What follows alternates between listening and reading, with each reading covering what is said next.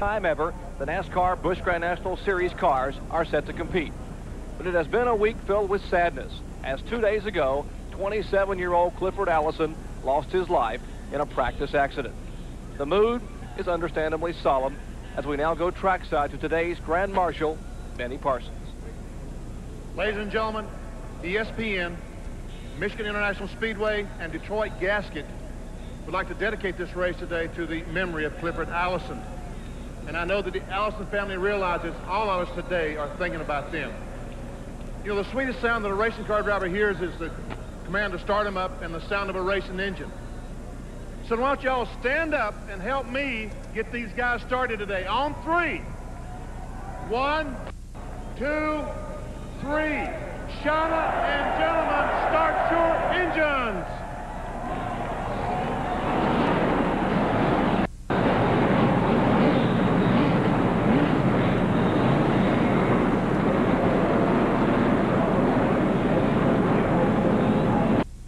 All cars in the field today are wearing number 9 in memory of Clifford Allison, the number that he wore in Busch Grand National competition. This is a tough time for the people in the sport of auto racing, but all of these drivers know the risk when they strap themselves inside of a race car. I talked to Bobby Allison last night at his home in Hueytown, Alabama, and he and his wife Judy, the mother of Clifford Allison, wanted us to pass along their thanks to all of the prayers, the best wishes, and the phone calls that they have received during this period of mourning for the family. Ned, we at ESPN would like to add our condolences and deepest sympathies to the Allison family as they attempt to deal with this devastating loss. But Clifford would want him to go on, and indeed 34 Grand National drivers will put aside their pain and prepare for 200 miles of exciting speedway action coming your way next from Michigan. February 15th, Daytona Beach, Florida. The 1992 Busch Grand National season opener heated up in a hurry as this multi-car crash on lap 70 saw front row starter Joe Nemechek's Chevrolet totally engulfed in flames. Many believed his promising season and career had disappeared behind this cloud of fire extinguisher chemicals. But a mother's worst nightmare turned into her wildest dreams because emerging from that fireball came one competitive ball of fire. Lakeland, Florida, Joe Nemechek reeled off 13 top 10 finishes, a pole, and collected his first career victory 3 weeks ago at Indianapolis Raceway Park en route to assuming the Busch Grand National Series point lead. Today, Nemechek hopes the celebrations will continue as he assaults the high banks of Michigan International Speedway.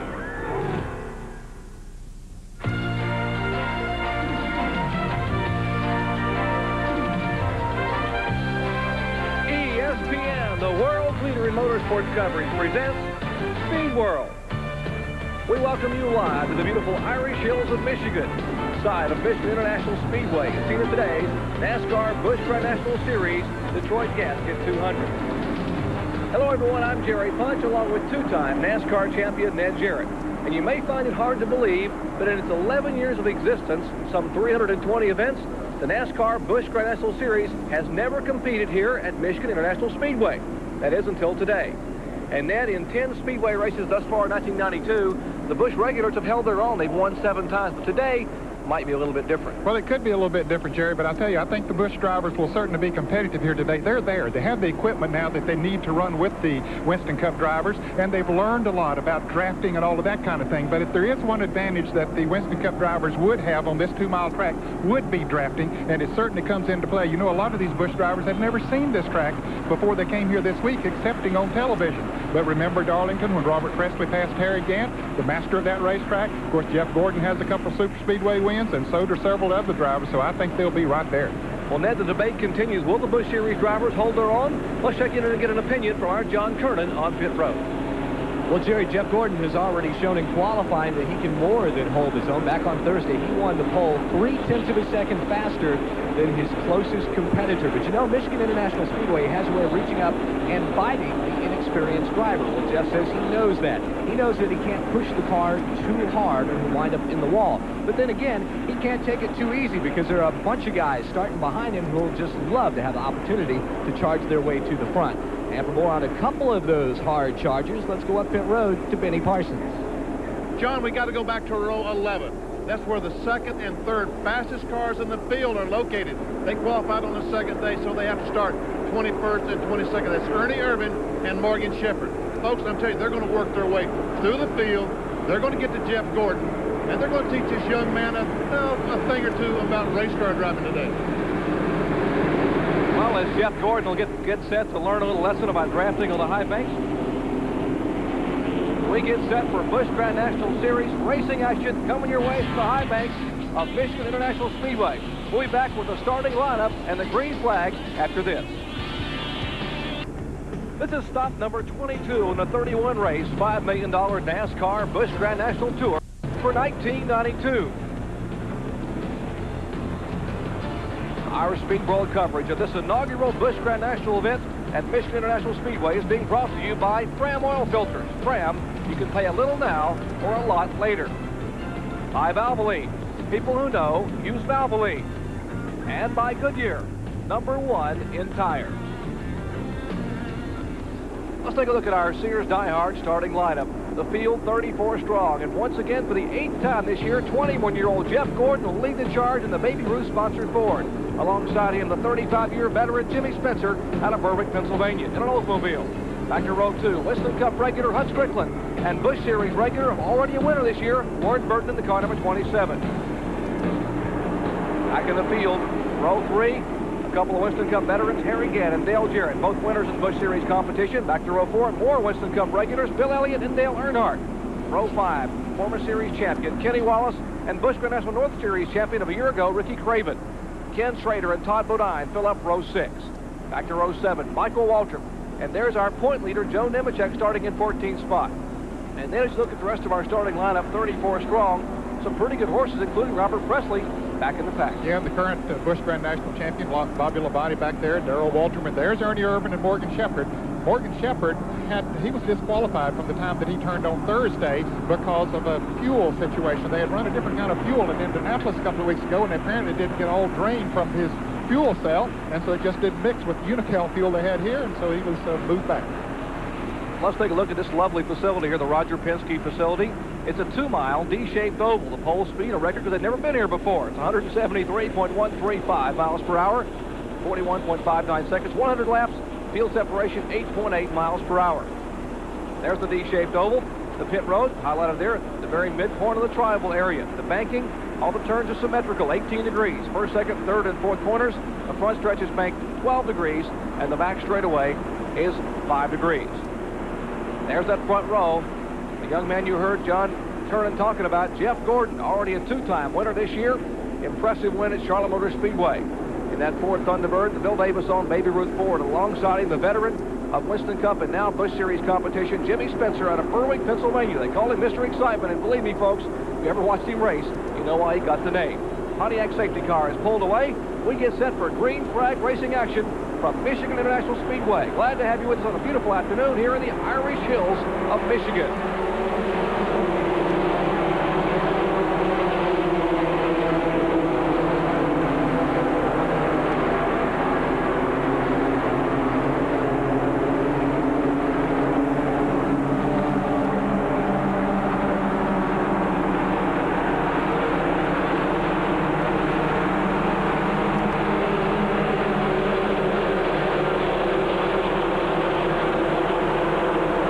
Strickland in the car number 92, the Stanley Tools machine, takes the spot on the inside in turn 3. So Strickland rides second, but the battle now is back for 4th spot.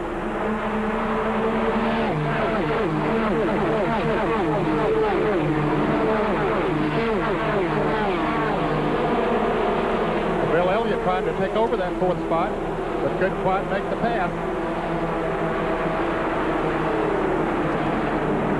Here's the cars Benny Parsons talked about, the car number 4, Ernie Irvin, and the 21 of Morgan Shepherd. As Shepherd now makes a move on the inside of the 17 car. That is Darrell Waltrip. They are back in 19th and 20th position as they begin to wind their way to the front. There's Morgan Shepherd. Now what he needs to do, Jerry, is get right up on the back bumper of Ernie Irvin if he possibly can. Irvin is slicing through that traffic pretty good, but they could set up a drafting duo which would help them to come through the traffic. Kodak Connells on the front of Irvin Chevrolet Lumina. Right in front of them, the car number 15 is Ken Schrader. That's the black car. You see now Shepard beginning to make a move on the inside. Ernie Irvin moves to the inside of Ken Schrader down in turn 1. Irvin on the bottom of the racetrack, then hugging that bottom groove, but there is Shepard now to the inside of Shauna Robinson. Yeah, his car got a little loose as he went into that turn, but he corrected it right quick. That was Morgan Shepard. But moved to the inside of Shauna Robinson. Shauna Robinson Pearson. Fifth female driver to compete in NASCAR competition. Now Morgan Shepard has gone by. They are all chasing this man right here, Jeff Gordon. You will see he's got about a 6-car length separation between him and Hut Strickland. Then comes Jimmy Spencer, and here is Bill Elliott taking the spot away from Harry Gant. Yeah, he just moved around coming off of turn 4. So that Ford is pretty strong. We got a smoker here, Jeff Burton in car number 8. Tough break for the Phil Martossion machine, the TIC Financial Systems efforts. A lot of smoke coming out of that car. He apparently has shut it off as the car now pulls out on the apron. No caution flag as yet. There is Jeff Burton driving the car number 8. 25-year-old South Boston, Virginia native. Back up front, Jeff Gordon. Remember, he'll be going to Winston Cup next year to run for Rookie of the Year, and Elliott is on a tear, Ned. Yes, he is, moving his Budweiser Ford down on the inside of Jimmy Spencer, taking over the 3rd position. That's the car out of the Harry Melling shops in Dawsonville, Georgia. Elliott still has ties there. Of course, he drove for that organization, Winston Cup Racing, for many, many years. And now they maintain this V6 Busch Grand National car for him. Got her working well today. Indeed, his best finish of the year, a 4th at Dover, Delaware, on the 1 mile at Dover. So they certainly have put the V6 program together. Got to give a call to the folks here in the shop. And here's Ernie Irvin. Last Super Speedway event at Talladega, it was all Ernie Irvin starting back in the pack. Irvin came to the front in a hurry, which is what he's doing today. Now being shown in 10th spot as he tries to move on the bottom side of Michael Waltrip in that Pennzoil-sponsored Pontiac. Here's Morgan Shepard. Remember, he started back in 22nd position. He's had a little tougher time getting through the traffic than did Irvin. He has Kenny Schrader, the blue car down on the inside, number 15. That's helping him as they move around Kenny Wallace in the Dirt Devil Chevrolet. But Shepard just didn't get through the traffic quite as good as Irvin did, but he's still, nevertheless, coming through there pretty good. There's Ernie Irvin currently being shown in 10th position as he tries to move in now on Michael Waltrip. In front of Waltrip, the 34 car is Todd Bodine, and in front of him, the Interstate car, that is Dale Jarrett. Now Waltrip and Ernie Irvin then will try to make it a 2-car draft. Yep, they're setting up a 2-car draft coming right on the inside of Todd Bodine. Now, most of the time, the second groove here works a little bit better, Jerry, going into the turns because you keep the momentum going, keep the RPMs of the engine up, and that's what happened right there. Now, here's Elliott. Boy, he continues to move up, and he's moved up on the car number 92 of Hut Strickland, the Stanley Tools car. And you see Todd Bodine now beginning to use the draft to pull back even with Ernie Irvin, but Ernie will have the short way around on the inside. If he can keep that car glued to the bottom of the racetrack, he will be able to pull up in front of the Hungry Jack sponsored car of Todd Bodine. That's Dale Jarrett, the green and black car in front, the Interstate Batteries machine. Then comes Michael Waltrip, Ernie Irvin, Todd Bodine, and the car behind him, that is Morgan Shepard. Back up front, they are chasing 21-year-old Pittsboro, Indiana driver Jeff Gordon. And the battle looks to be for second spot as Bill Elliott, who has yet to win in Busch Series competition, makes the move on the inside. It makes it look easy. Yes, he does. That Ford is really hooked up today, Jerry. It has good straightaway speed, and it's working well in the turns. As we see, Hutton try to come back up there, but he says maybe that won't be the smart thing to do because you don't want to run too long side by side around this racetrack. We are in the early laps here of this Busch Grand National Series Detroit Gasket 200. Back with more live green flag action after this. Stay with us. Michigan International Speedway, lap 10 being shown on the board of 100, which will comprise this 200-mile event. Well, there's your leader, Hut Strickland, in the car number 92, the Stanley Tools sponsored machine.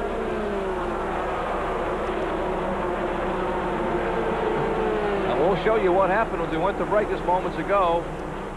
Bill Elliott on the bottom of the racetrack, Ned, was able to make the move. Well, he moved on the inside of Jeff Gordon, who had led since the green flag drop, but we see Hut Strickland coming up on the outside there. Then he all of a sudden decides maybe to follow Elliott through to make the pass on Jeff Gordon, and he pushes Elliott through. Gordon backs off, and then let's watch what happens after that. Here is Strickland coming down on the inside of Bill Elliott, and he touches him just a little bit, gets Elliott sideways, and Strickland just turns left. Elliott trying to correct his car up there, and 2 other cars go by, including Jimmy Spencer in car number 20. And an outstanding job by Elliott to save that car. You got to realize, folks, he was over 170 miles an hour. This is the 3rd fastest track that the NASCAR teams go to behind Daytona and Talladega. So at over 170 miles an hour, an outstanding effort just to keep the car going straight ahead. Yes, it was an outstanding effort. And Bill Elliott knew that he didn't want to. Here's Morgan Shepherd, who made a gallop run up through the pack. Jerry coming into the pit. Looks like he's going behind the wall, so the sit go forward is going to be out of it. Oh, what a tough break for Morgan Shepherd. He takes the car behind the wall. Their own in-house engine program just coming together, but it all goes away in the early laps of Michigan.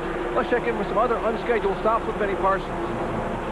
Well, Jerry, the 75 car's in the pits now. He was in just a moment ago, said the car is so loose, he thought he had a right rear tire flat. They took the right side tires off. He did not have a flat, so evidently there's something inside under the car that's broken that's causing the car to be extremely loose. Also, Jeff Burt was in. He went behind the wall. He called in on the radio, said the engine was vibrating badly like a broken crankshaft or connecting rod, something internally in it. He's out for the day. And these guys still, they turned the car off. I guess they found the problem, but they still, it's going to be a long time trying to fix the problems on Busch Miller's Food Country Oldsmobile. Well, Benny, a lot been happening down on my end of pit road. Morgan Shepherd just pulled it behind the wall, went up and asked the crew. They said, well, motor is broken. It's as simple as that.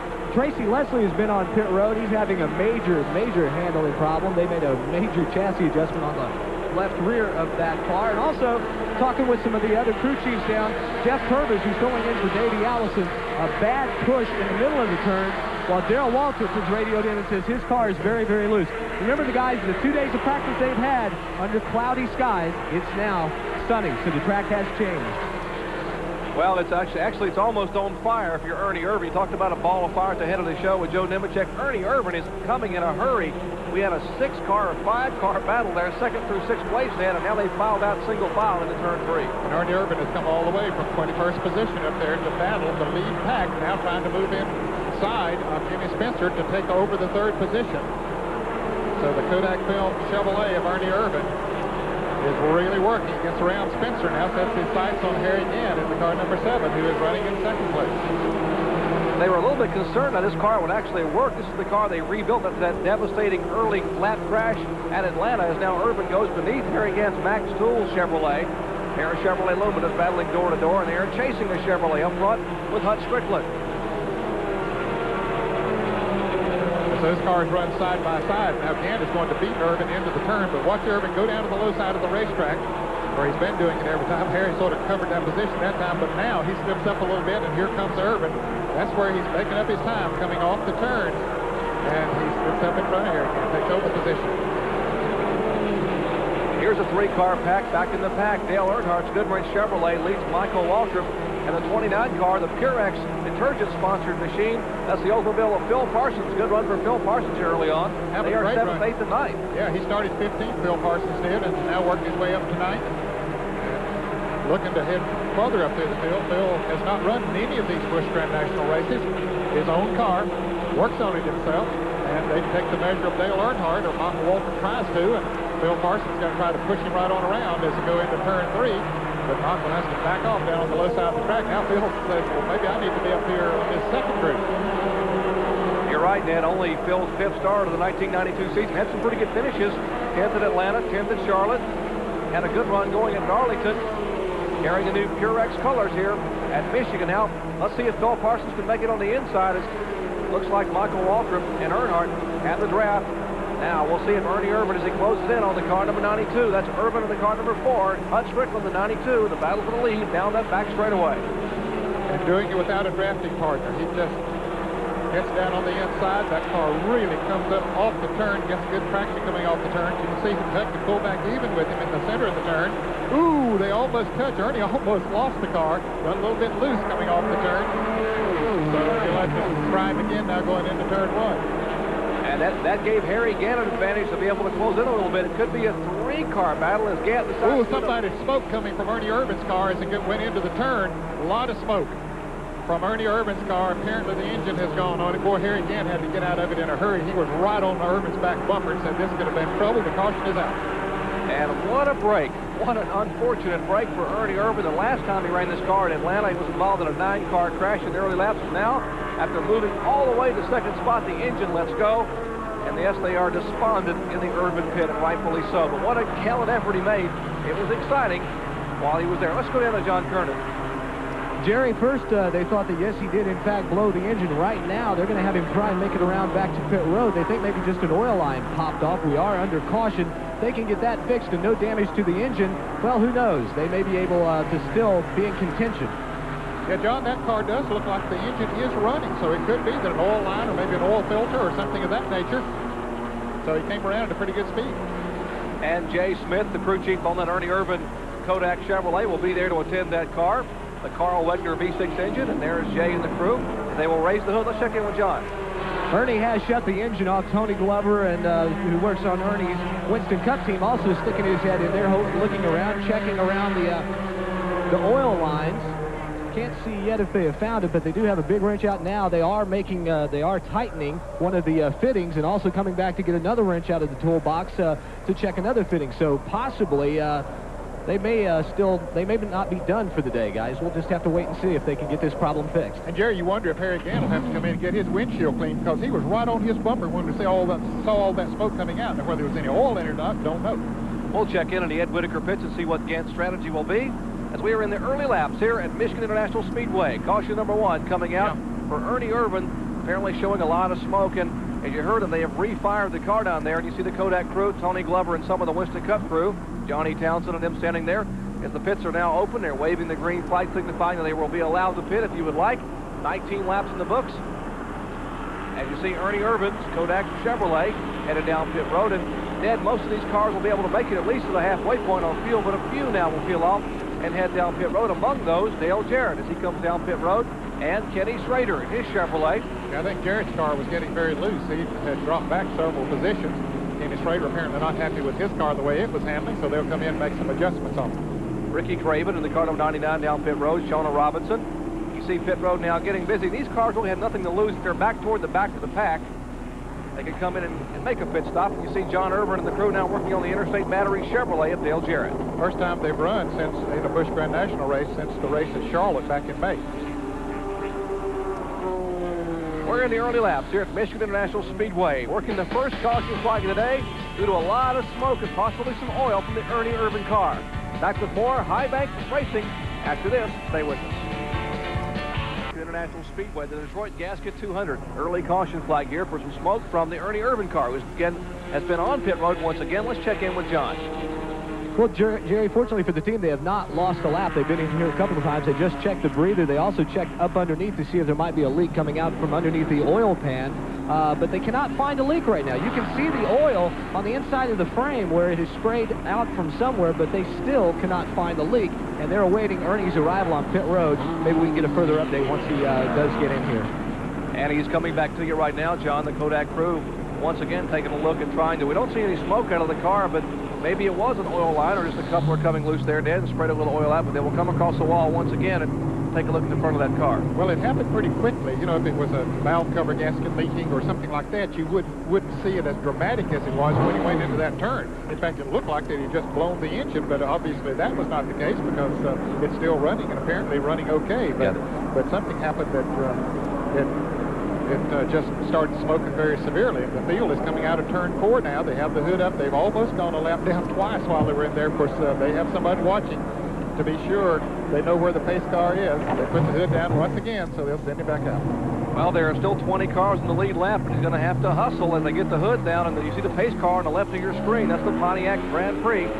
They will have one lap to go when they hit the line, so we'll take this break and come back with more green flag racing action from Michigan International Speedway. After this, stay with us. We're back at Michigan, getting set for more exciting Busch Series action. What may have been a misfortunate problem for Ernie Elliott, he did stay on the lead lap, could be a fortunate one for the viewers at home. You get to see Ernie Elliott do it, Ernie Irvin, I should say, do it all over again. We're talking about Bill Elliott a moment ago having his troubles, but Ernie Irvin, last car on the lead lap, see if he can come to the front once again as they scatter out now 3 and 4 wide for the green flag, restarting here on lap number 23. Well, they were 4 wide there for just a moment. They were told in the driver's meeting that they could pass on the inside on restarts, and Phil Parsons got himself a very good start on that restart.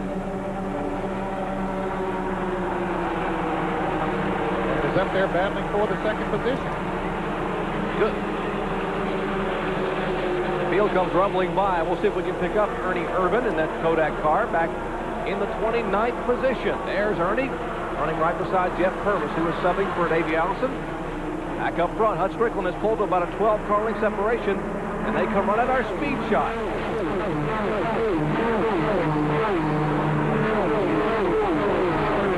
Over 180 miles an hour as they come right at you. Phil Parsons now falling back in line. Good run for Phil Parsons as he's chasing now Bill Elliott and Harry Gant in turn 1. And Bill needed to get back in line there, and he knew it. His spotter told him, okay, you got an opening, but he's not content sitting back there. And here's Kenny Wallace. Apparently something wrong with the Dirt Devil Chevrolet, car number 36.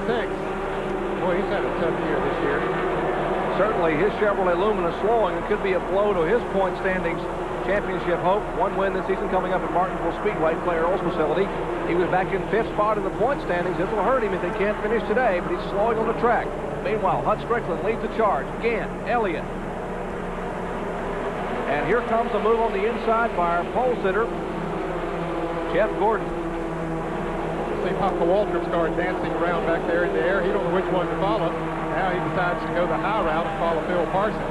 It's tough down on the inside, especially after the tires get heated up. And here's Bill Elliott doing okay down there for the moment. But as those cars, Harry Gant on the outside and the Mac Cooley's car number 7, Bill Elliott the Budweiser Ford. Earnhardt looks like he's pushing Gant. Now he decides maybe I ought to go with Elliott. But as they go, here comes Earnhardt down on the inside. But while they were running side by side, that just made Hut Strickland go that much farther away. 3 wide, coming out of turn 4 and making 4 wide as Michael Waltrip goes to the apron of the racetrack. And what a move by the Pennzoil Pontiac. He probably scared a few folks behind him and maybe even himself, but he made the move work as he pulls up behind Dale Earnhardt, headed for turn 1. But he has to feel so good when he came out in front. He said he has to look up in his rearview mirror with a big grin on his face. Now here's you see Jeff Gordon sort of dart in up towards Phil Parsons. Michael goes all the way down to the bottom of the racetrack. He got a good run. He picked up some draft off those 3 cars and just shot right by them. Outstanding move by Michael Waltrip. That's the kind of moves he made all day long at Talladega to come home in 2nd spot for that Pennzoil sponsored machine. Now he finds himself back in 4th position. And here's the current winner, the Busch Grand National champion, the Slim Jim car of Bobby Labonte in the pit. Bobby Labonte making his 100th career start. Over 53% of his starts have been top 10 finishes. An impressive record for that young man who will possibly be going to Winston Cup next year. Here are 2 Winston Cup veterans. You see them battle every Sunday afternoon on ESPN. The 11, the Budweiser car of Bill Elliott, and the 92, that's the Mac Martin-owned Stanley Tool Chevrolet of Hut Strickland. So Bill made a good, solid, clean pass, and they didn't touch that time. And now has taken the lead. He took the lead once before, but he and Hut Strickland got together just a little bit. Just barely touched him, and that sent Bill into a little bit of a slide and put him back in the field. But now he's worked his way back up there, flexing the muscles, and Ernie Irvin has taken the Kodak film Chevrolet to the garage area. Apparently they could not find that smoke problem, so he's out of the race. In 7 starts this year, Bill Elliott has only led 5 laps. The car has just not been that competitive. It's been competitive, but not as well as they'd like to be. But today, he's shown at the front of the field. Where's our pole sitter? Jeff Gordon, maybe route for Thunderbird, as they are 3 abreast back there, and Bill Parsons continues to make the moves in the backstretch. Doesn't have a lot of horsepower, but he drives it deep in the corner, it seems like, and holds on for that draft. Boy, he does. And see how far back Jeff Gordon has gotten back in that traffic, Jerry? When he was out front, he was good, but he might be a little bit loose now. He has gotten in that traffic. Here is Harry Gant and Michael Waltrip running side by side with those 2 yellow cars. We're going to show you battles all over the track, folks.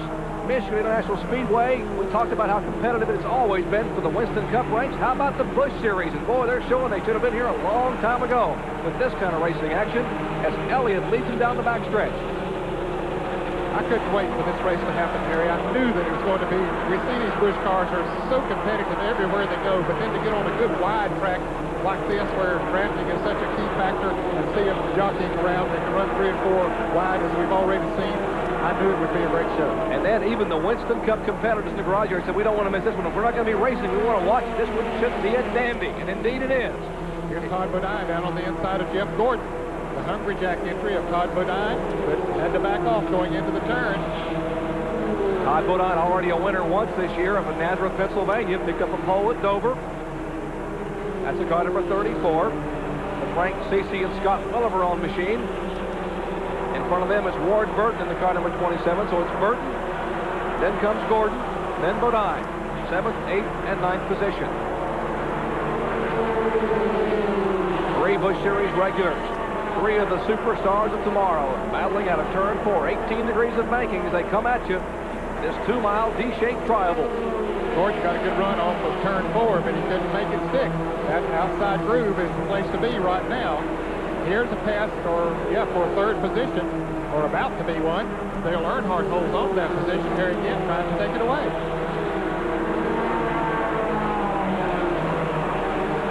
Dale Earnhardt holding off the 3rd spot. That's Harry Gant. The back tools, Ed Whitaker on the machine, not Harry Gant's car. It's owned by Leo Jackson. It's the Busch Series car. It's owned by Bristol, Tennessee's Ed Whitaker.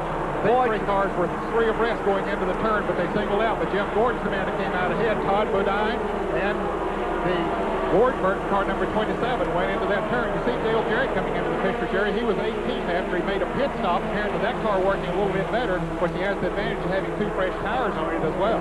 And Jarrett now trying to get into the top 10. He's riding the draft of Phil Parsons, who is the 10th place car. But now Phil sees Jarrett back there and makes the move inside to try to take the 9th spot away. Bill's car looks like it's getting a little bit loose now. I tell you, he has abused those tires quite a bit coming up through there, because you said earlier, he really has driven that car hard into the turns. Now Jerry trying to move on the inside of him as to go into turn 3. If you were to give medals for effort here in the first 32 laps, you'd have to give one to Phil Parsons in the Purex Oldsmobile, as he is passed now by Dale Jarrett, but Parsons hangs on, and right behind him, here comes Ken Schrader and Joe Nemechek, our point leader. Dale Jarrett looks to the inside of Todd Bodine. Evidently, John Irvin made an adjustment on that car, plus the fact that they did put on 2 right-side tires, and new tires on any racetrack helps, but they help as much on this racetrack as any other. Jarrett gets a little bit loose there on the inside of Todd Bodine. Bodine hanging on tight there. Dale Jarrett has only started 5 Busch Series events this year. His best finish a 4th at Bristol, Tennessee, back on April the 4th. Great racing all over this 2-mile Speedway. 2-mile facility.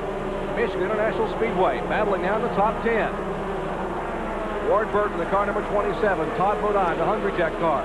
Back up front, it's Phil Elliott leading a 4-car draft. Elliott, Hut Strickland. Then comes Earnhardt and Harry Gant. Exciting Busch Series racing action to come your way. Don't go away. More to come after this. Around the world, around the year, ESPN Speed World brings you over 1 million miles of award-winning coverage.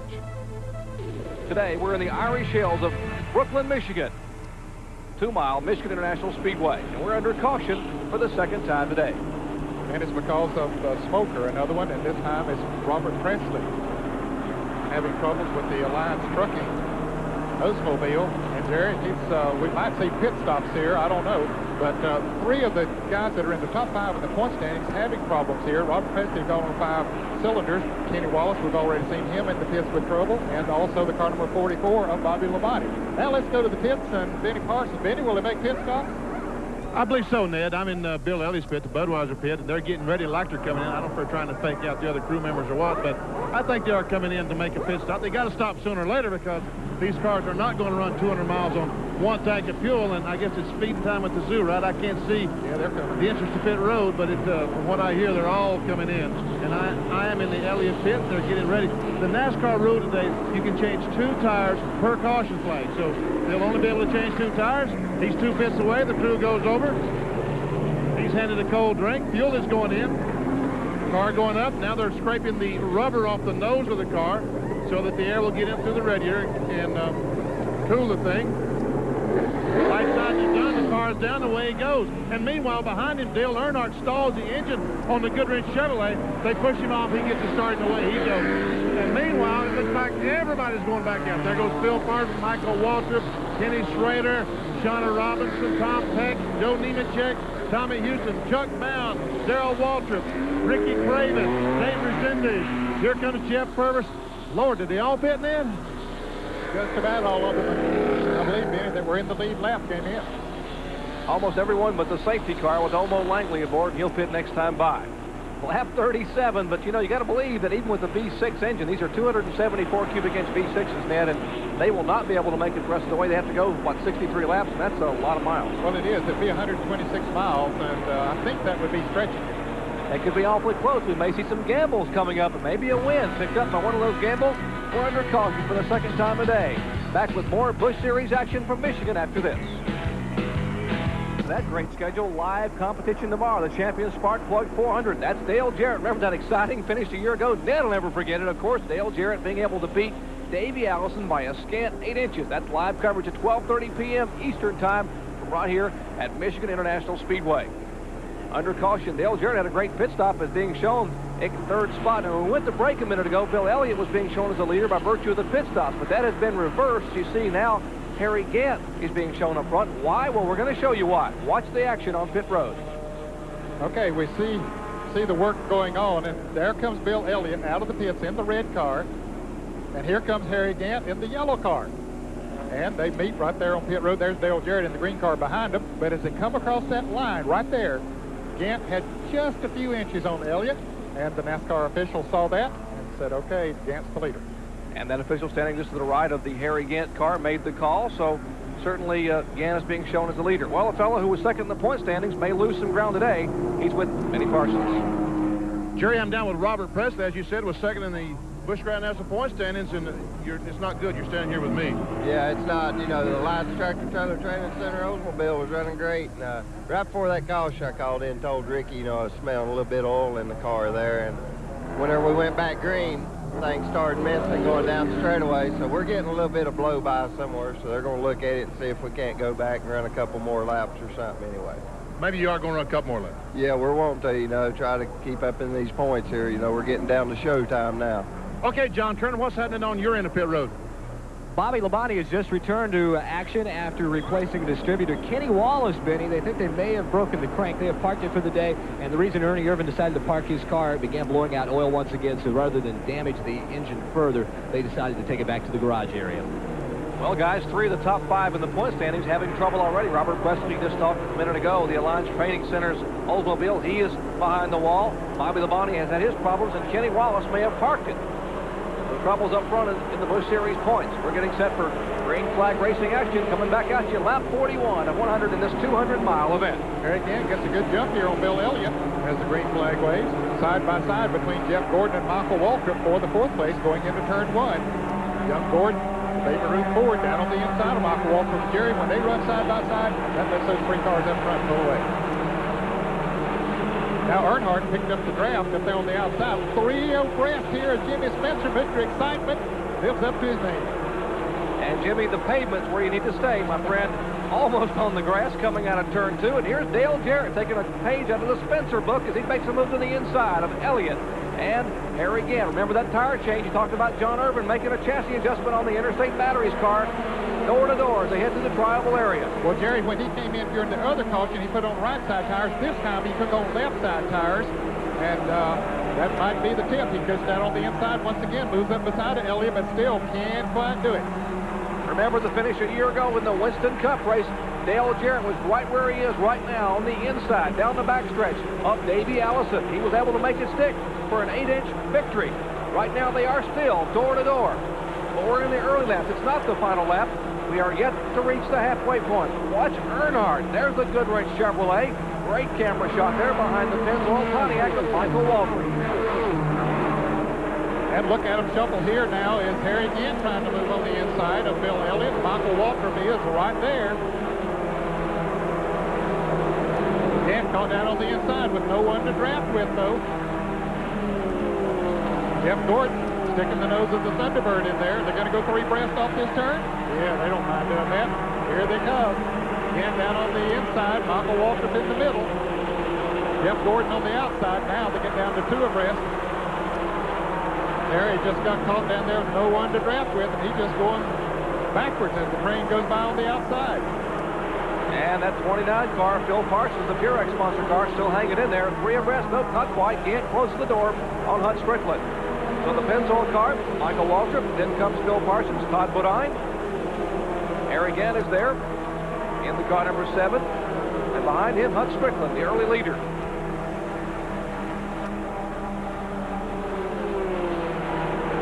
Obviously, tires making a big difference here as Dale Jarrett able to keep his car out on the inside. He is the leader. The challenge now is Phil Parsons in the Oldsmobile, car number 29, and Michael Waltrip battling for 5th. And here's Earnhardt moving around Bill Elliott. Just drove deep into that turn, went down on the inside of Elliott. Elliott went high, had no choice but to let Earnhardt go. So to see those 2 Fords battling side by side there for the 3rd position. Dale Earnhardt trying to change his luck. He said this race car right here has not finished a race on the super speedways this year. We got a challenge for 3rd spot. Jeff Gordon of Harold Ford's, the car number 1. The Baby Ruth colors on the inside of Bill Elliott's Budweiser, Ford Thunderbird. It's Jarrett the leader. Earnhardt in 2nd spot. Elliott holds on the 3rd, and Gordon falls back in single file for 4th. Battle back here now for 7th, 8th, 9th. Looks like Hut Strickland will make a move. Again, Harry Gann trying to make a move back up through the front after losing back from that inside groove a little while ago, but now he has Strickland down there with him, so they might be able to team up together, Jerry, and pick off a few positions. Racetrack, the front trial will bank 12 degrees, 100 feet wide. That's why you see this 3 and 4 abreast racing. Some of the most exciting competition anywhere that NASCAR goes, right here at MIS. Whoa, Hut Strickland almost catches the rear of the Pennzoil car. You have to jump in the binders, the brakes. That could have been big trouble. Dale Earnhardt trying to make a move going into turn 3 on the inside of Jarrett. He picked up a draft with Bill Elliott going down the backstretch and just shot him right into that turn, and Earnhardt drove deep in there. Here comes Jeff Gordon. Watch the car number 1 as he passes Elliott going into the turn. And Phil Parsons down on the inside. Great move by Earnhardt. So it is Earnhardt, Jarrett, Gordon, then comes Elliott and Parsons. That's the top 5. Jerry, while we're watching this battle for the lead, we should make mention of the fact that Richard Lassiter led some laps during that caution period. Then he made a pit stop, so he's back in the pack now, but he has been one of the leaders. 46 laps complete, 4 laps away from the halfway point.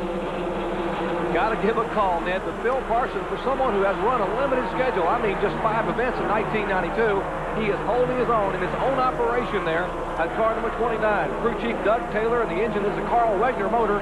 He is certainly having a heck of an afternoon. He really is. He has the car set up well. He's driving it well. The fact that he hasn't run many races has not taken any edge off. He's doing a great job. And he's doing it once again, this time on the inside of Bill Elliott. Battling for 4th spot in turn 1. Parsons, the Purex Oldsmobile. The Budweiser T-Bird of Elliott and Parsons will take the spot away. There's Todd Bodine in the other red car, trying to move on the inside of Bill Elliott as they get in line up the backstretch. And here comes Todd Bodine trying to move around Bill Elliott. Bill's car apparently is not working as well as it did a little bit earlier. They're able to get under it coming off the turn. There's Hut Strickland now coming back into the picture. See Elliott's car bobble a little bit in turn 3 and 4. Looks like it's a little bit loose. Evidently, the new right side tires they put on just didn't match up too well with the left sides that they already had on the Jerry. And yeah, it does look a little loose. Unbelievable competition here as we approach the halfway point. Watch Dale Jarrett, the Interstate Battery Chevrolet. I'll be surprised if he can pull this off. He might be able to if he gets some help from Jeff Gordon, but Gordon's going with Earnhardt, and the yellow flag is out. Lonnie Rush has crashed in car number 90. His first Speedway start, 26-year-old Lonnie Rush Jr. at Pontiac Grand Prix, and he has had heavy contact racing back to the caution flag. You saw Dale Earnhardt waving to Dale Jarrett, and likewise back in the field that there's a caution flag out as the Pontiac safety car will pull up on the field. Unfortunately, it looked like we were able to see Lonnie Rush moving around inside the car after that heavy impact with the retaining wall. Caution flag for the 3rd time today here. The field now moves in behind the safety car. And there's the Pontiac Grand Prix for Lonnie Rush Jr. Now, Jerry, they can make pit stops now and fill up the fuel and can go the rest of the distance. We were wondering if they'd be able to go from that last caution. Now they should have no problem whatsoever if they choose to make pit stops, and I expect they will. Work continuing on the Lonnie Rush car. Lonnie Rush, mentioned 26 years of age, ran 4 races in the Busch Series in 91. He ran 1 North race and 1 South race in 92. His best finish, a 3rd at Jennerstown, Pennsylvania, back a couple of months ago in June.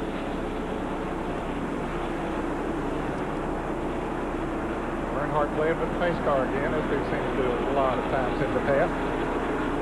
But I expect he'll come in and take on 11 on left side tires. The pits are closed right now, but he has that green flag. The official has the green flag in his right hand, and I expect when we see them come off the turn 4, yep, he takes down the closed sign and waves the green flag, so it is open. I think we'll see him come in. All of them will take on left side tires, except Dale Jarrett. He'll take on right side tires. It'll be 50 laps complete this time. As you see, Dale Earnhardt leads the parade down pit road at the halfway point. Dale Jarrett will be making his way into the pits where Benny Parsons is standing by. Well, John Irvin and the crew are waiting on him, and there goes the pace car by, leading the cars down pit road. Meanwhile, Dale Jarrett slowly coming down. We see Dale Earnhardt on the top, the 18 on the bottom. Dale Jarrett comes in the pit, stops the car. John Irvin goes back to the left rear and is taking another round of wedge out of the car. That's about 3 rounds of wedge he's taken out of the car. Right side's on Dale Jarrett's car, left side on the 3 car. Jarrett gets the car, he almost stalls, he leaves, but there goes Earnhardt, and Elliott beats him out. Dale Jarrett, then Harry Gant, and Phil Parsons, Todd Bodine. Man, this is exciting stuff. Pit stops, the order of the day here at the halfway point. We're under caution for the 3rd time today due to an accident involving a car over in turns 1 and 2. Back with more exciting green flag racing action after this.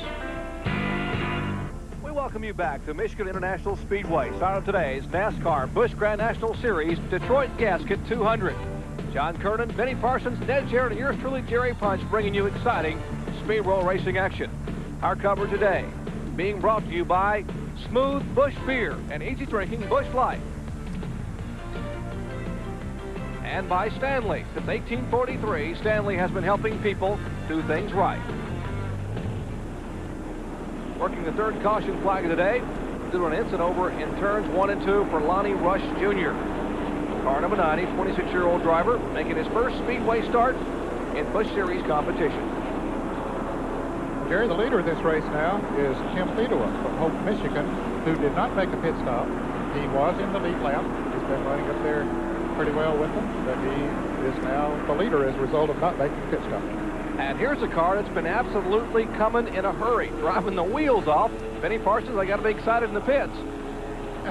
Yeah, well, I don't know about that, Jerry, because check this out. I knew things was going too good. These are the tires off Jimmy Spencer's first aid automobile, and this is a blister tire. The compound may be just a little too soft. This is a right rear tire, so maybe Spencer getting the car a little bit too loose, getting it sideways some, causes this problem.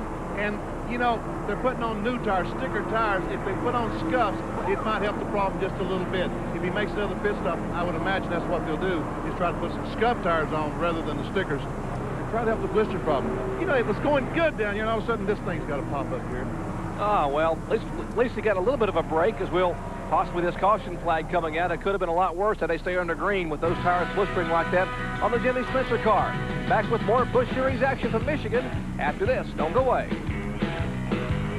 Gasket 200 Busch Series event at Michigan International Speedway. Under caution for the 3rd time today, our AutoZone race summary. As of the halfway point, Dale Earnhardt was the leader and led just 5 of 50 laps. There were 9 leaders, 8 different changes, and the average speed a little over 132.9 miles per hour. Lap leaders, there they are, latest of which was Dale Earnhardt, assuming the lead from Dale Jarrett. Our out of race, Jeff Burton, Morgan Shepherd, Ernie Irvin, Kenny Wallace, Robert Presley, and the reason for this caution flag, Lonnie Rush Jr. Let's check in the pits with John Kernan. Well, we're with DK Ulrich, who is the crew chief for Tim Fedua. And DK, you guys now have assumed the lead, and I understand you're going to try and go the rest of the way on gas. Well, I think we can do that. This is the V6 motor. We should get 57 laps on our fuel. We need to go about 63, but with this caution, I think we'll make it okay. We're going to be close, but it'll be fun to watch. He's a fine young driver, a good talent that we're probably going to hear a lot from next year. I think so, yeah. It's kind of like one of the guys in our farm system here. You know how we bring guys along. Tim's going to be a good one. Tim Fedewa and crew going to roll the dice. They're hoping now that they've got enough caution laps, they can go the rest of the difference. Well, we'll find out what's going to happen as we get set for more green flag racing action. You won't miss a thing. Stay with us back in Michigan after this. Just gone green flag racing here in Michigan as Tim Fedewa, the yellow car on the right of your screen, was our leader, but unfortunately, a half a dozen, make it 5 cars have gone by here in lap number 1, back to green flag racing. Well, Jerry, with the fresh tires on those cars, all 4 of them that passed him, you know, it was inevitable they were going to get him right quick. In fact, 5 cars passed him on that first lap. Jeff Gordon being shown as the leader in the Baby Ruth Ford Thunderbird. Dale Earnhardt's in second spot. The battle now looks to be back for third. The Interstate Battery Chevrolet of Dale Jarrett. And the Harry Melling-owned Budweiser machine, that's Bill Elliott. Yeah, that's Harry Melling owns that car. It's out of their stable in Dawsonville. It is indeed. Dale Jarrett might have even lost himself back to 5th position from 4th there as Will Parsons chose to go with Bill Elliott in the draft. And Dale's down there without him in the draft with him.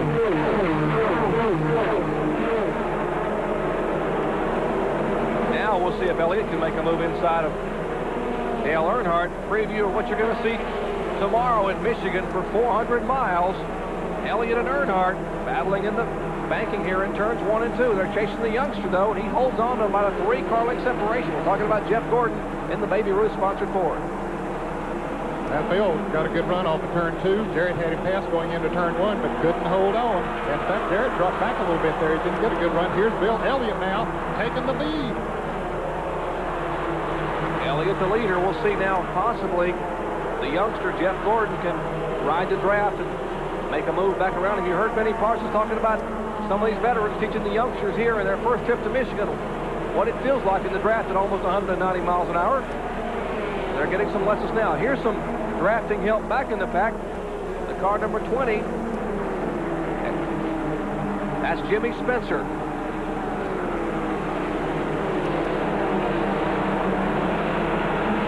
We see Tommy Houston there running an Oldsmobile here. He's been running Buicks for years, but they're talking about going to Ford. Understand Tommy may have a Ford as soon as Charlotte coming up in October. There's Jimmy Spencer. And he'll run a Ford at Bristol in a couple of weeks in the Budweiser 500, a Moroso car.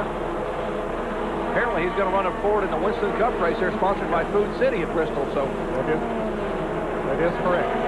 Side-by-side racing. Jarrett moves down on the inside of Bill Parsons. He might make it stick that time. He does. He pulls up behind Dale Earnhardt, and here comes Todd Bodine trying to take the measure of Bill Parsons. And Bill's car looked like it pushed a little bit coming off of that turn, and indeed, Bodine just barely gets by. And behind Phil Parsons' Purex car is the Mack Tools machine of Harry Gant, the Ed Whitaker-owned Chevrolet. Fresh tires and that pit stop by virtue of the caution flag has been able to help a lot of these guys' chassis. We mentioned early on that we weren't sure how the inexperienced Busch Series drivers would handle the high banks, and Jeff Gordon has done an outstanding job in that Baby Ruth Ford Thunderbird. He really has, Jerry. He dropped back in the pack there for a little while. Good pit work here, got him out up at the front again, and certainly giving Bill Elliott about all he wants right now. Busch Grand National finish for Elliott, 4th. 2 different times. Let's check in with Benny Parsons. Hey, guys, you know, it looks to me like Jeff Gordon runs awfully well when the tires are fresh, but after about 5 laps, that's when the inexperience really shows up, and the guys, the Winston Cup drivers, start going right by him. This has been 2 or 3 laps since the caution flag, since they threw the green flag back. Let's watch about 5 laps and see if Jeff Gordon is able to stay up there. If he can, he just might win this baby. Well, it looks like Benny went a little high in the turn that time. Elliott picked up a car length or so on this last time around. It might already be telling a little bit, but I'll tell you, fellas, on the go is Todd Bodine. Look at this red car coming down on the inside. Todd has run exceptionally well this year on all of the tracks, but Jarrett beats him into the turn. Now Phil Parsons pulls up there, tries to go by on the outside. Jarrett's car seems to be pushing up a little bit. They made an adjustment on his car, but it doesn't seem to be working as well as it did a little bit ago. Here's Todd Bodine. The Frank Cece Scott Welliver machine on the inside. Hey, look at this car number 25 of Shauna Robinson Pearson, doing a great job, Jerry, of staying up there with this lead pack. She is the 5th female to compete in Busch Series competition, started 18th, currently being shown in 8th spot. Tremendous talent for Shauna Robinson at 27 years of age out of Des Moines, Iowa. Here are the front 2 cars, Elliott and Gordon, pair of Ford Thunderbirds. We'll widen out and show you right behind them. Watch Phil Parsons in the car number 29. He gets a run on Jarrett, pulls up on the outside. And here comes Todd Bodine as well. Boy, Jarrett's car just not working nearly as well as it did a little bit earlier. And here's trouble. Trouble up in 3 and 4. You're right, Ned. A couple of cars, heavy impact in the outside retaining wall. Looks like Tim Fedewa, the car on the right of your screen. That's the yellow and red number one, car number 55. And the other one appears to be the 27 car of Ward Burton, the A.G. Dillard-owned machine. Heavy impact there. Both the front and rear of the Ward Burton machine has been shortened considerably. Safety crew is on the scene there to the right of your screen. And Tim Fedewa, the 25-year-old Holt, Michigan driver. Now, he had planned to race tonight. I am told they had a helicopter standing by. If you look at what's left of the Gwaltney-sponsored Chevrolet. Ward Burton. Safety crew is now getting across the track. Finishing up on Fedewa. He had planned to race tonight, Ned. I'm told they were going to fly him to run a race, an ASA event. See, we were showing Dale Jarrett and them side by side, and here we see the cars were already spinning up against the outside wall. The yellow car is Fedewa, and the 27 red car is Ward Burton. And watch this car coming here, Jerry, as Fedewa goes down off of the racetrack, and there goes the car, a white car, right? And that was the Dave Resendez in car number 79 that went right between them. Well, someone threaded the needle, and thankfully Ward Burton climbs out. He is okay. Cannot be a happy camper right now, but he was being shown in 7th spot in the points. Pit stops now, the order of the day. Here is Dale Jarrett, Harry Gant, Hud Strickland, and Michael Waltrip, as the car number 11 of Phil Elliott will stay on the racetrack. And Dale Jarrett will go to the pits to get some service from John Irvin. Likewise, Chris Carrier and the Harry Gant crew going to work there from the Ed Whitaker car. 18 on top of your screen, that's Dale Jarrett. You see now John Irvin once again just sauntering around the back of the car, having made a chassis adjustment. Right side tires for both those cars, and they will scamper down pit road, but Gant will have the advantage by pitting in front of Dale Jarrett. No, none of these drivers that made these pit stops were happy with the way their cars were working. Darrell Waltrip also made a pit stop, and they decided they better come in and make some adjustments, get on some new tires. And the good report is you see Tim Fedewa now walking away. You saw Ward Burton getting out a moment ago. All the drivers are okay, so those safety restraints have held and done their work. We're under caution for the 4th time today. Back with more Busch Series action after this. Michigan under caution for the 4th time today. Incident up in turns 3 and 4. Ward Burton and Tim Fedewa both okay. Work continuing there on Ward Burton's car, the Gwaltney-sponsored Chevrolet. A lot of action yet to come your way this afternoon on ESPN. The Firestone Indy Light coverage coming up at 3 p.m. The Thriftway ATP Tennis at 3:30. Induction ceremonies for the Motorsports Hall of Fame at 5:30 p.m. From horsepower to hoof power, Budweiser racing across America at 6 p.m. and Sports Center. All the scores and highlights from around the world at 7 p.m. tonight, Eastern Time.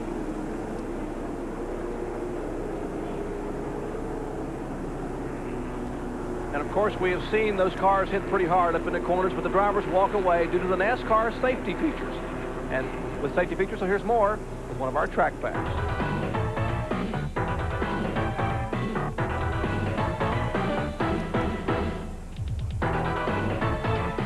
Track packs are brought to you by Quaker State. The Big Q is One Tough Motor Oil.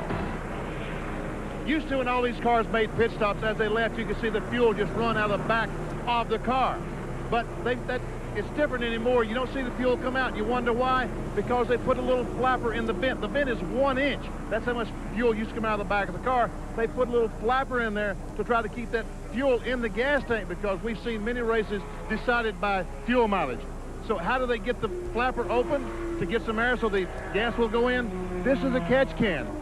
The little probe goes in and opens the flapper so that the air will come out and the gasoline will fill up the gas tank. So this fella Bruce Sanders goes to the back of the car, sticks the probe up in there, opens the flapper, so the thing will work. Yeah, and they call him extra fat. If he's extra fat, that must be mega fat. Man. Well, certainly, and working on the Mac Tools crew. And that is a safety feature, Ned, to try to minimize the spillage of fuel on pit road. We talked about these track backs to show you how safe the sport really is as far as NASCAR's requirements. Take a look at our top 20 here. After 66 laps, Bill Elliott, Jeff Gordon, Earnhardt, Parsons, and Bodine. The top 5, 6 through 10, Shauna Robinson, Jimmy Spencer, Ken Schrader, Joe Nemechek, and Tommy Houston. The top 20 after 66 of 100 laps. Back with more Busch Series action after this. And we're back at Michigan International Speedway, where tomorrow, of course, you'll be able to see at 12:30 p.m. Eastern Time, live flag-to-flag coverage of the Champion Spark Plug 400. Alan Kawicki picks up pole number 3 of the year. Now he's only 1 pole behind Sterling Marlin, who has 4 poles. Of course, Kawicki 2 wins this year, coming at Bristol, Tennessee, and Pocono, both on ESPN. And Ned, should be a heck of a shootout tomorrow. Kawicki and Martin on the front row. And just a thousandth of a second separated their qualifying time. And also exciting was the fact that Dale Earnhardt will be starting dead last in the field. He is being shown back in 43rd position. And he requalified today. He didn't make the top 20 yesterday, requalified today, but in the post-qualifying inspection, the car was found to be a little bit too low, so that time was disallowed, so he had to take a provisional spot, go to the rear of the pack. Well, it's not as if racing in Michigan isn't already exciting enough. We get to see Dale Earnhardt come from 43rd starting spot and try to get to the front in a hurry. Yes, 6 of the top 8 qualifiers were Fords. In fact, 7 of the top 10 were Fords. Kawicki, Martin, Davey Allison, Ken Schrader, Ernie Irvin, the only 2 Chevrolets in the top 5. Morgan Shepherd, Bill Elliott, Sterling Marlin, Darrell Waltrip, and Brett Bodine rounding out the top 10 in qualifying. That's tomorrow at 12:30 p.m. live flag-to-flag coverage of the Champion Spark Plug 400. Jerry, as we get ready to go back to green here, we saw the top 20 as we went to the break there a moment ago. There are 2 other cars that are in the lead lap. Michael Waltrip is 21st and Darrell Waltrip is 22nd, so 22 cars still in the lead lap. Bill Elliott will have the Budweiser colors at the point as they get set for green flag racing. A pair of Thunderbirds. Green flag is waving. And here they go for rear abreast down into turn 1 once again.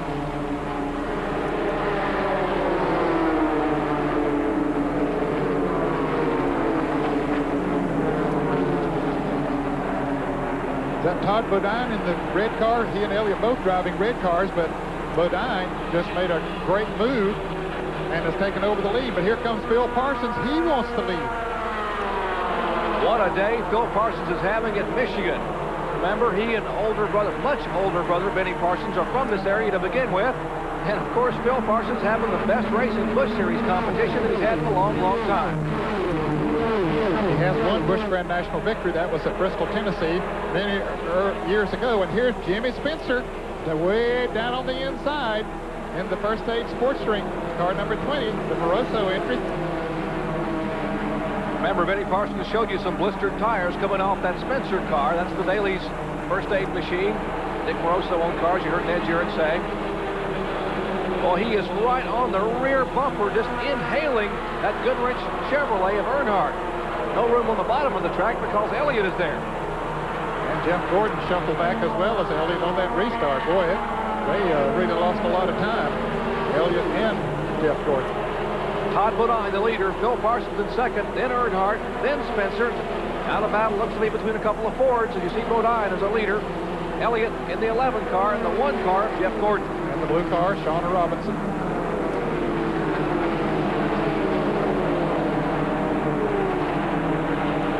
A lot of good mix here of experience, a lot of young drivers, a lot of experienced chauffeurs.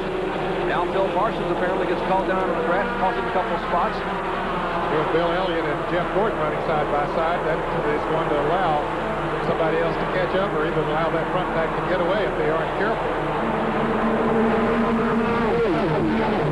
Got to give a call to Shauna Robinson in the car number 25. That's the Polaroid high-definition Oakland of the blue car. You see the top of your screen with the white number 25 on the side. Only her 6th start in 1992. Her 12th Busch Grand National start overall, and she is showing right now in 7th spot.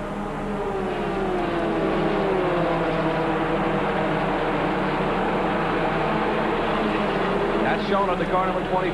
Her best finish was her first start this year at Busch County Speedway. Coming up on the half mile in Daytona Beach, Florida, or Barberville, Florida on July 4th. A sponsorship from Polaroid. That's the Don Beverly on Oldsmobile, crewed by Bobby King and the crew. Holmes and Eames engines. Well, how's Harry Gant and those guys that made pit stops doing? Well, here comes Gant moving on the inside of Tommy Houston. We see Michael Waltrip and Dale Jarrett back there. They came out of the pits running 18th and 19th, but now Gant has moved up to 10th already. Back up front, battle now for second spot. That is Jimmy Spencer. The Nick Moroso on Oldsmobile trying to make a move, but he's out of the draft, doesn't have a partner. At speeds of over 180 miles an hour. That is Earnhardt and Phil Parsons with Jeff Gordon behind him as they head for turn 3. Well, Spencer caught down on the inside with no drafting partner. And I'll tell you, with these V6s, Jerry, you got to keep those RPMs up, and that's what that second groove will allow you to do. And it's tough down on the inside to pass.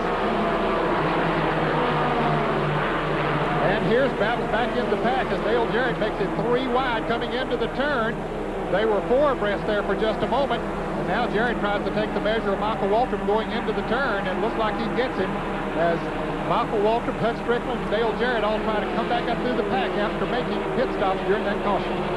This track, 100 feet in width, and that's what's so conducive to this 3 and 4 wide racing in Winston Comfort Busch Series competition. There's Tommy Houston in the car number 6. Ricky Craven, leading Rookie of the Year contender in Busch Series competition, last year's Busch North champion. Tommy Houston in the Rosen Store Oldsmobile, car number 6. And there's Chuck Bound, former Busch Grand National champion. Chuck's had a tough year this year. He has run well in the ST Pontiac, but he's just had a lot of tough luck. That's an Oldsmobile Chevrolet and Pontiac back there. But Jerry, now we only have 21 cars in the lead lap as Darrell Waltrip has taken the Western Auto Chevrolet to the garage area. And back up front, you see this battle for second spot. Phil Parsons just can't quite get the measure of Earnhardt, and now down on the bottom of the track, he may not be able to have the momentum here. Yes, he's coming back strong. Out of turn 4, they nearly touch. Phil Parsons, the Purex detergent Oldsmobile, but it's Earnhardt and Jeff Gordon, and Parsons needs a little bit of drafting help. Yes, he does, Jerry. It's tough down there without a helper. And while they were running side by side, look how far Todd Bodine was able to pull out front. But Earnhardt knows what groove he needs to stay in, and he's staying right there in that groove. But Jeff Gordon really putting the pressure on him. Jimmy Spencer now moves into 4th. Parsons falls back to 5th, but Bill Elliott now trying to move on the inside of him as Elliott had the momentum coming off the turn. Elliott reaches by on the inside and will take the spot away. Now here comes Jeff Gordon down on the inside of Dale Earnhardt. The Ford, ooh, they touch a little bit coming off the turn. They touch again.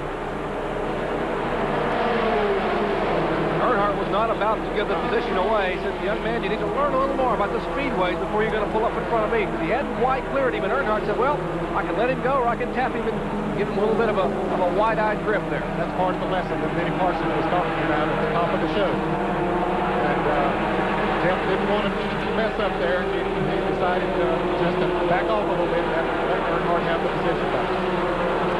Now, a couple of years ago, it might have been a different outcome with Gordon having a little more experience, but Earnhardt able to hold the position. Jimmy Spencer, the car number 20. The 11 is Bill Elliott. Then comes Phil Parsons. 4th, 5th, and 6th. 6 cars in this lead draft. And it's a couple of seconds back to Ken Schrader, who is running in 7th place, and Harry Gant in 8th. And here is Hud Strickland making a move down on the inside of Shauna Robinson and the car number 87 of Nemechek. The Texas Pete car, number 87. So Hud Strickland on the move again.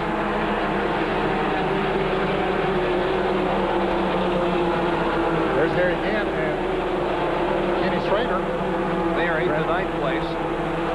The AC Delco Chevrolet of Kenny Schrader, the Timmy Kohut prepared car, and Gant slipping up a little bit in the Mac Tools machine. It should be for 7th and 8th. There are 6 cars in the lead pack, and then goes back a ways to this big pack of cars. This pack, the last 3 cars, Shona Robinson, Dale Jarrett, and Michael Waltrip. And at the top of the pack, on the front of the pack, there's Kenny Schrader. Where are the leaders? Well, we'll pan around and show you exactly. There's the battle for second spot as Jeff Gordon will try it once again in the backstretch. He got a good run coming off of that turn. That Ford is strong down the straightaway, but look at Earnhardt trying to come back. Now let's see who out drives each other going into the turn. Who drives in the deepest? Gordon went right on there with him that time. Earnhardt might have driven a little bit faster, but Jeff's car broke loose just a little bit, but it was a good effort that didn't pay off. And Todd Bodine has to be loving this. Todd Bodine is the leader as they battle door to door in the backstretch. Watch Jimmy Spencer, should say in turn one, as Spencer now will go beneath Jeff Gordon and take the spot away. So Spencer will take third, Jeff Gordon is fourth, and Elliott is fifth.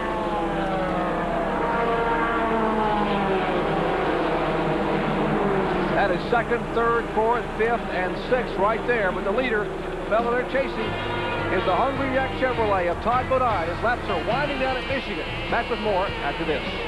Ambulance pulling up there in turns 3 and 4. We've have had a collision. You see what's left of the Daly's First Aid Oldsmobile of Jimmy Spencer.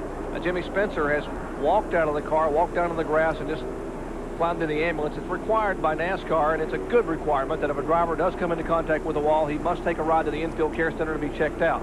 And that's Jimmy Spencer, two-time winner this year, won at Myrtle Beach and in Orange County just a week ago, driving for Dick Moroso.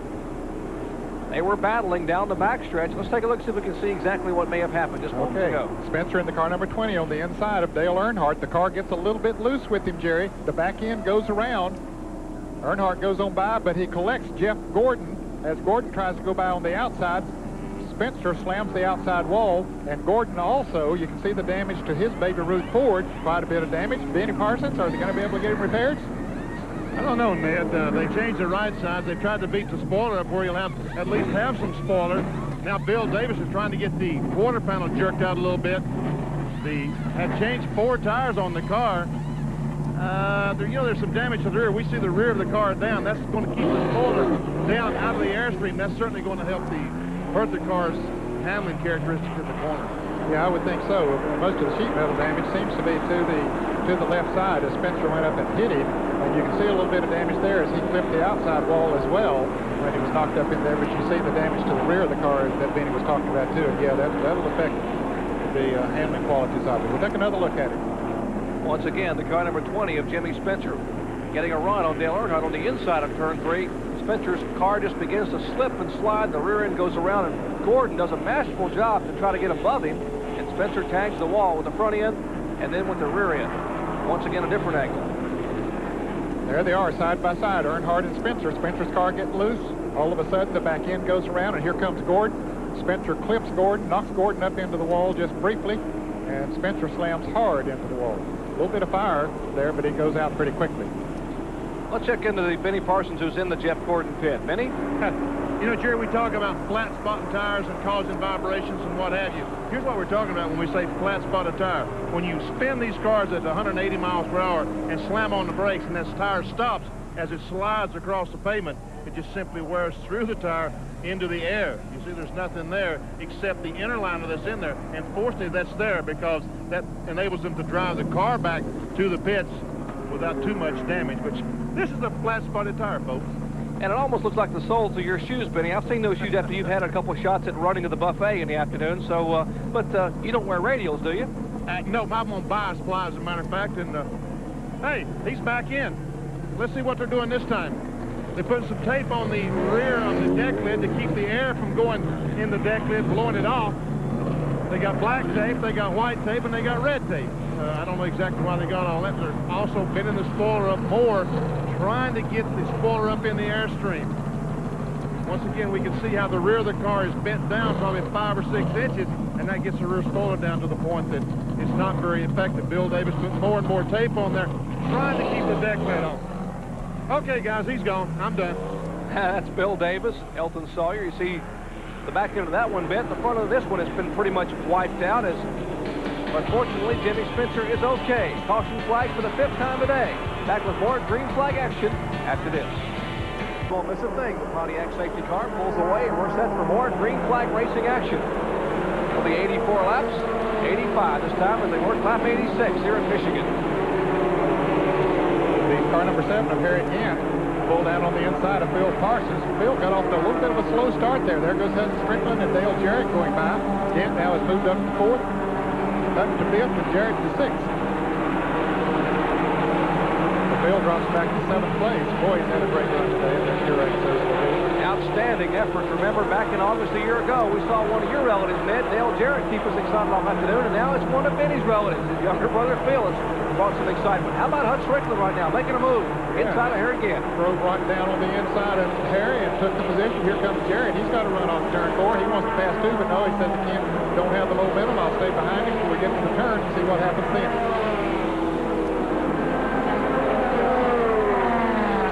14 laps remain here in this 200-mile event. 100 laps, the inaugural Busch Series event at Gene Hasket's beautiful Michigan International Speedway.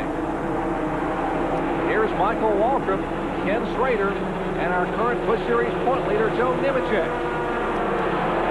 And boy, just about everybody that's been in that point race, except Nemechek, has had problems here this afternoon. So if he can finish where he's running, Jerry, he's going to pick up a lot of points. That's 7th, 8th, and 9th position, Joe Nemechek. Right behind him is Shona Robinson. Don Beverly Polaroid-sponsored Oldsmobile. We go to New Hampshire next week, then to Bristol, Tennessee the following week. We might mention that talking about Bristol, some of these cars have been to Bristol to test, and they were talking about what a great facility it is now. Larry Carrier has put concrete down up there, and Butch Miller told me that you're going to see racing like you've never seen it before. 2 and 3 abreast on the high banks of Bristol. That's coming up in a couple of weeks, and I can't wait. Oh, no, it'd be night racing and then half-a-mile track, I'll tell you. And the Food City 250, that's the Busch Series race on Friday night, so that should be, I don't think it can get any more exciting when you have it at Bristol there on the high banks, but according to the Busch drivers, it's going to be a dandy. Here they're beginning to mix up. Laps are running down. Hut Strickland knows it's time to go. His car is running strong after he made that last pit stop. He was way back in the back, but ooh, he got loose, but he managed to hold on to it. Bill Elliott gave him the room he needed. Here's Harry Gant trying to move down on the inside of Bill Elliott.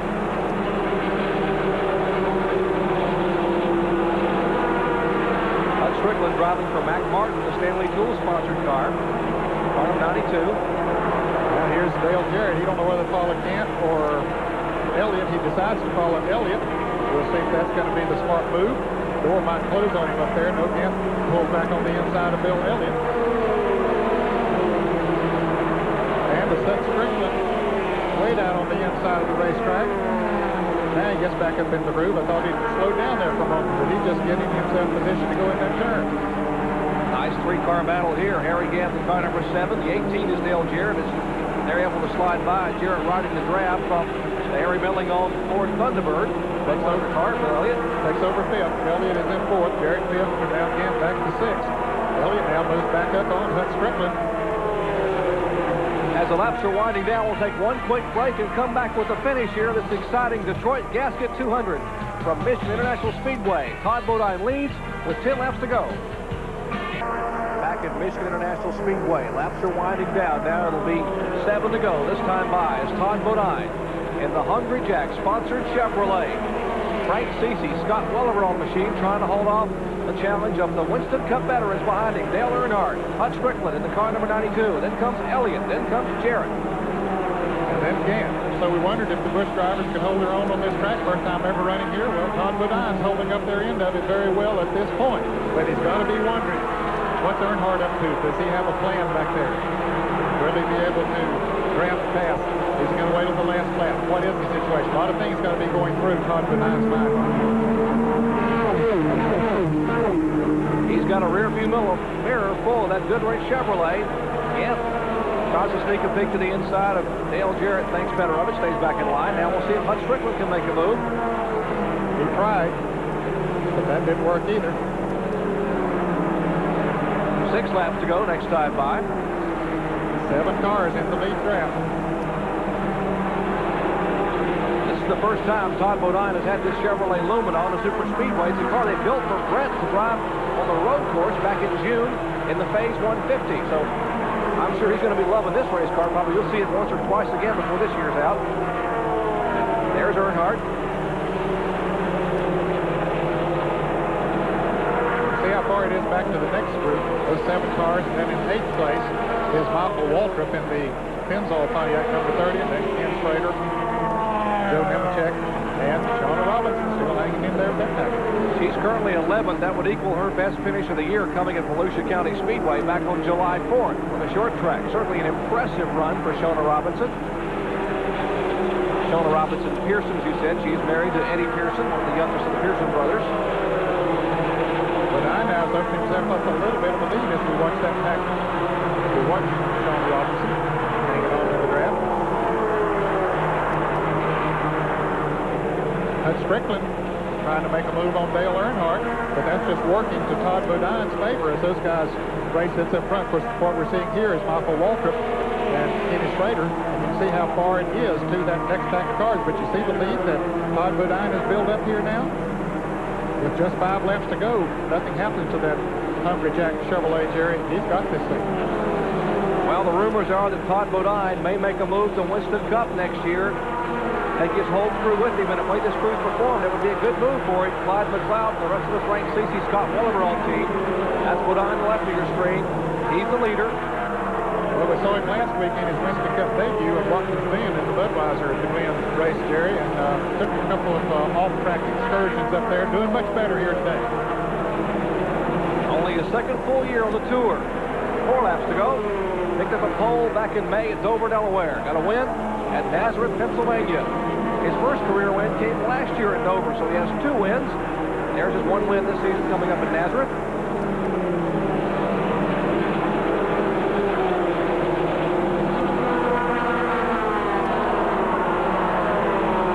What's going to happen? Strickland and Earnhardt are going to get the racing back up to second place, and Todd will just be able to pull completely away.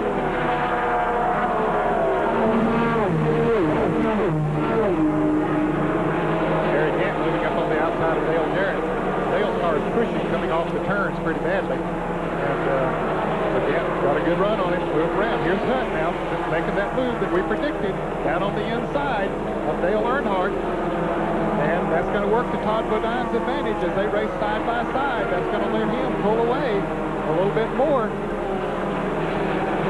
Down the back straightaway, 2,242 feet. Headed to the turn 3.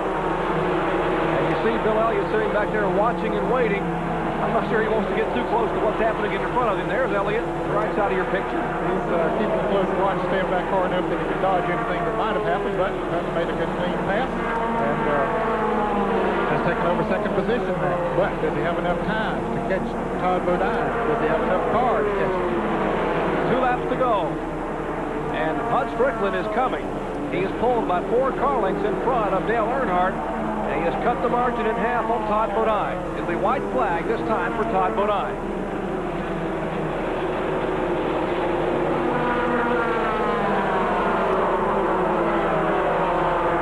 Well, I think Hud's going to get himself in position to make a run for it, Jerry. He's closing closer and closer as they come to the start-finish line for the white flag. White flag for Todd Bodine. He's trying to hold off the 31-year-old Calera, Alabama driver, Hud Strickland.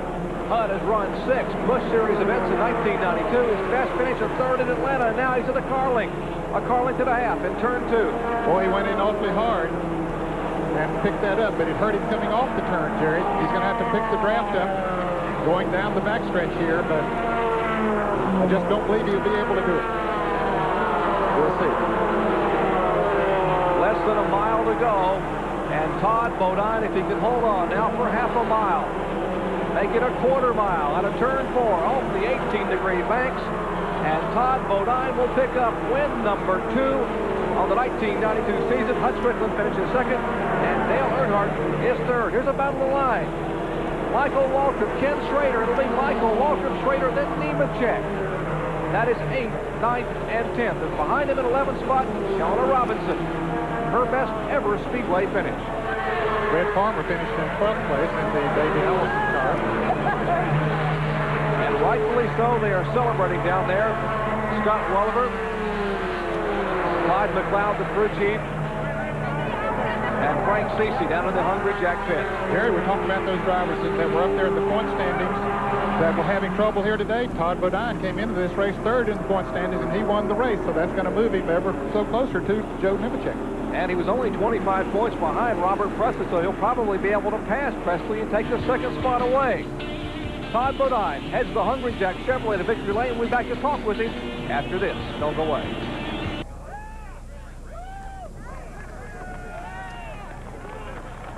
Let's go down to victory lane as Todd Bodine climbs out and waves at this crowd. He's with John Kernan. Todd, that was a heck of a move you made on that restart. Pulling a little bit lower gear than everybody else. That way able to take the lead then. Yeah, that's what happened. It hurt us in the running of the deal.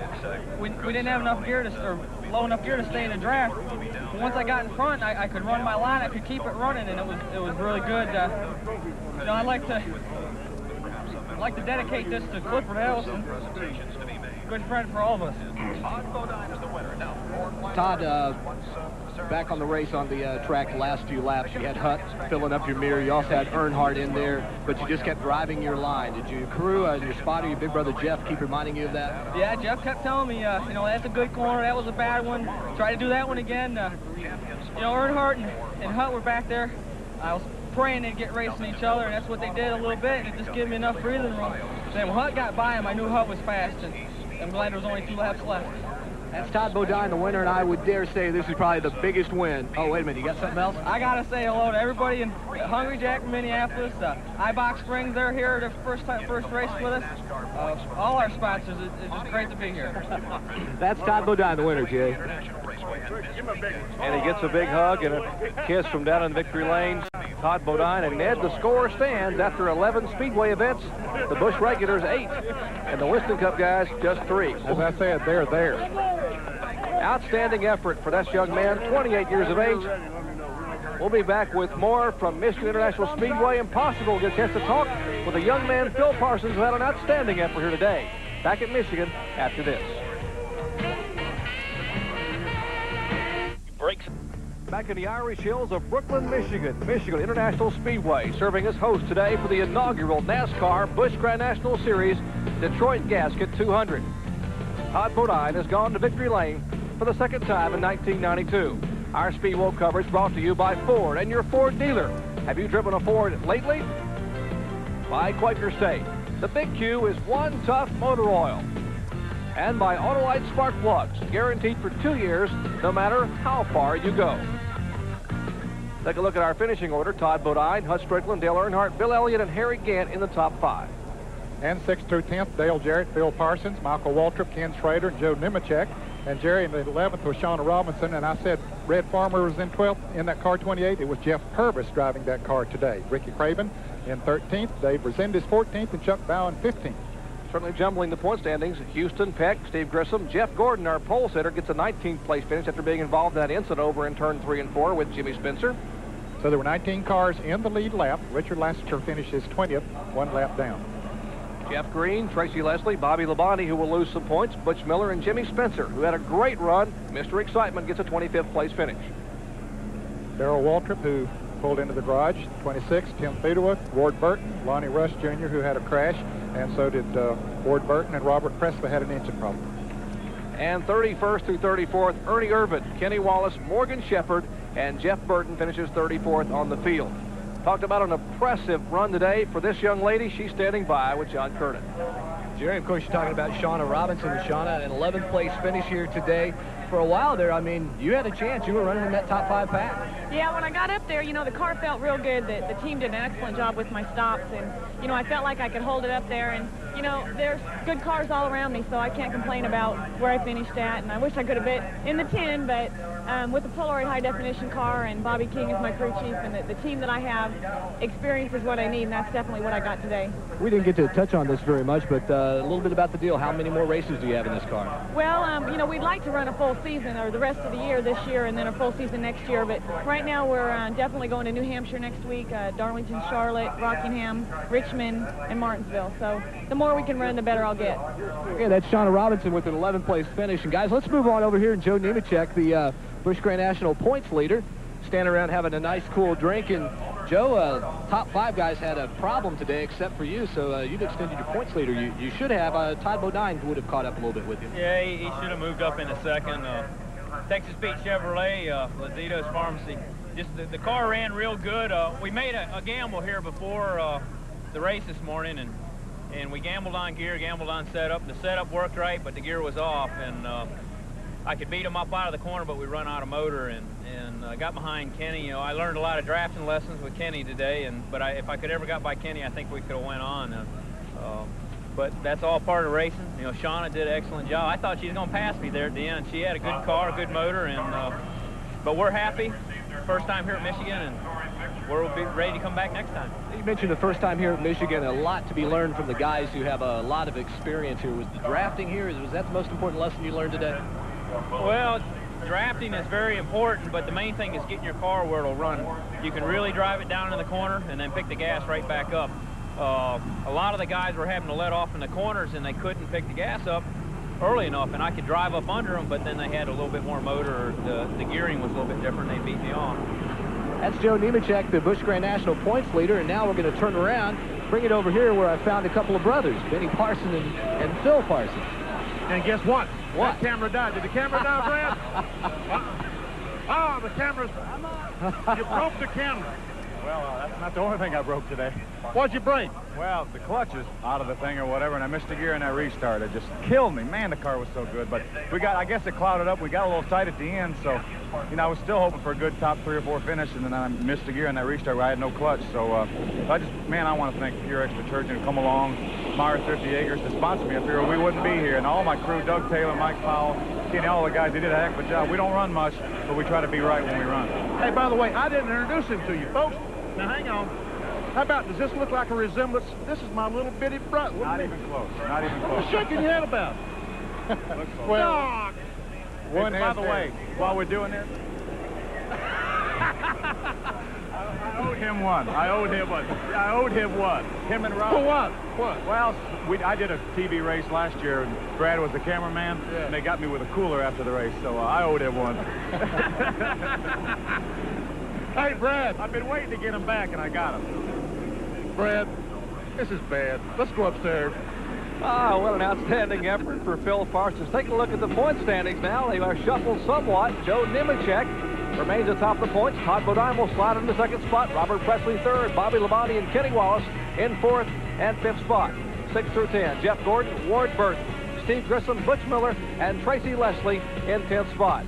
We'll be back with some more excitement and fun from Michigan. Michigan, the NASCAR Busch Grand National Series event is history.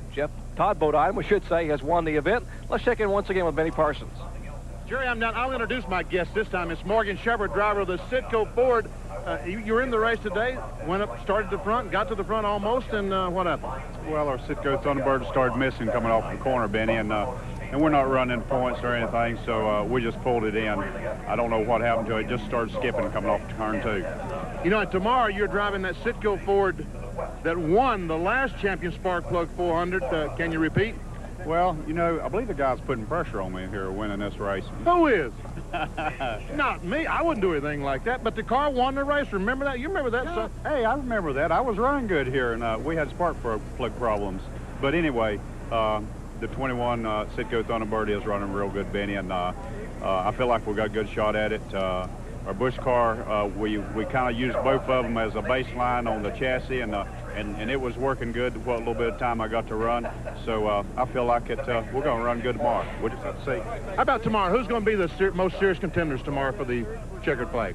Hey, I tell you what, there's at least 10 cars out there. You know, it wasn't quite that many in the Busch, but in the Winston Cup, there's going to be 10 cars that's going to be in a string. You mean the race tomorrow is going to be better than today's race? The race tomorrow is going to be better than today. It's just, they're so close. They're so fine-tuned. I don't believe it, guys, but we'll see tomorrow. Exactly, Benny Parsons. Tomorrow at 12:30 p.m. Eastern Time, we'll see live flag-to-flag coverage of the Champion Spark Plug 400. One of the most exciting finishes we've had in recent Winston Cup history. Happened a year ago tomorrow. Stay tuned for our flag-to-flag coverage with Bob Jenkins and all the Speed Grill crew. Coming up, Driftway ATP Challenge Tennis from Mason, Ohio. Today and tomorrow at 4:30 p.m. Eastern Time. And then from horsepower to hook power, Budweiser racing across America, the Alabama Stakes from Saratoga Springs at 6 p.m. Eastern Time. Once again, the crew celebrating on pit road, and rightfully so.